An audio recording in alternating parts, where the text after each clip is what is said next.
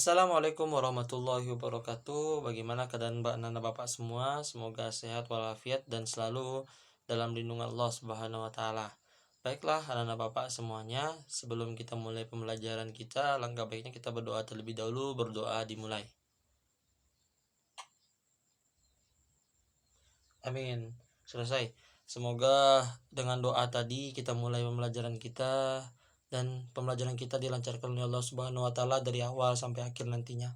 Baiklah Bapak, kali ini pada hari ini akan menjelaskan dan menguraikan materi tentang kebutuhan belajar dan sarana prasarana pembelajaran tematik.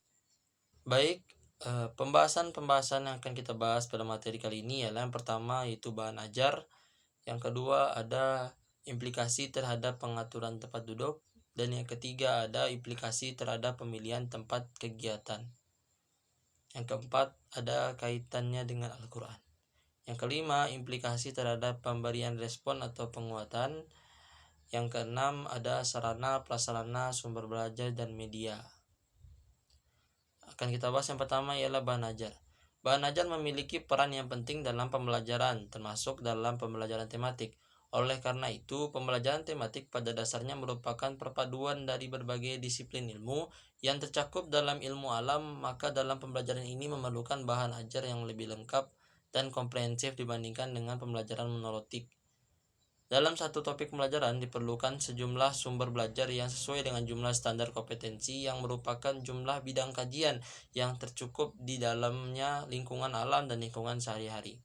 Sumber belajar utama yang dapat digunakan dalam pembelajaran tematik dapat berbentuk teks tertulis seperti buku, majalah, brosur, surat kabar, poster, dan informasi lepas atau berupa lingkungan sekitar. Seorang guru yang akan menyusun materi perlu mengumpulkan dan mempersiapkan bahan kepustakaan atau rujukan buku pedoman yang berkaitan dengan sesuai.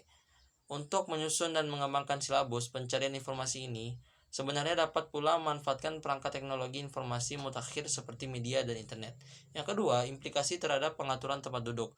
Dalam pelaksanaan kegiatan pembelajaran tematik, perlu dilakukan pengaturan ruang kelas agar terjadi pembelajaran yang aktif, kreatif, efektif, dan menyenangkan atau pakem.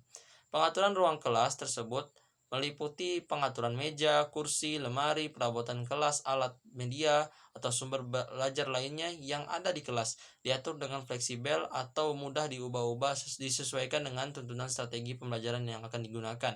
Yang ketiga, implikasi terhadap pemilihan tempat kegiatan.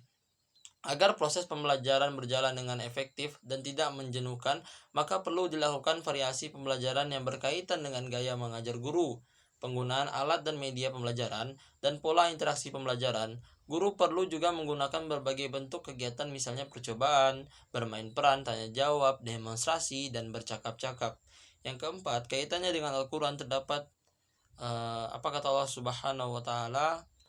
Artinya ialah, hai orang-orang yang beriman, bertakwalah kepada Allah dan hendaklah setiap diri memperhatikan apa yang telah diperbuatnya untuk hari esok akhirat, dan bertakwalah kepada Allah, sesungguhnya Allah Maha mengetahui apa yang kamu kerjakan. Yang kelima, implikasi terhadap pemberian respon atau penguatan. Pemberian penguatan perlu dilakukan untuk memberikan respon terhadap perilaku atau perbuatan peserta didik yang dianggap positif agar perilaku tersebut dapat berulang kembali atau meningkat.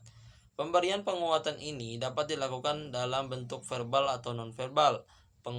Penguatan verbal merupakan kata-kata atau kalimat pujian, dukungan, pengakuan, atau dorongan.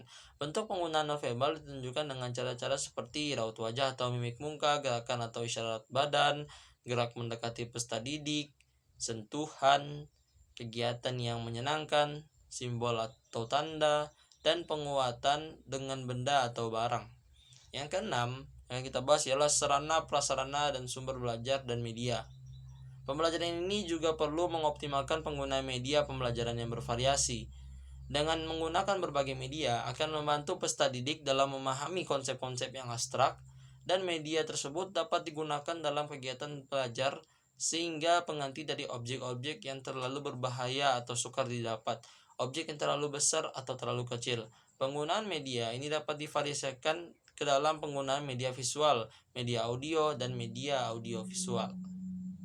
Mungkin sekianlah pembelajaran pada hari ini. Semoga apa yang telah Bapak uraikan dan Bapak bahas tadi dapat dimengerti dan kemudian dapat diterapkan dan berguna bagi anak-anak Bapak nantinya untuk masa yang akan datang.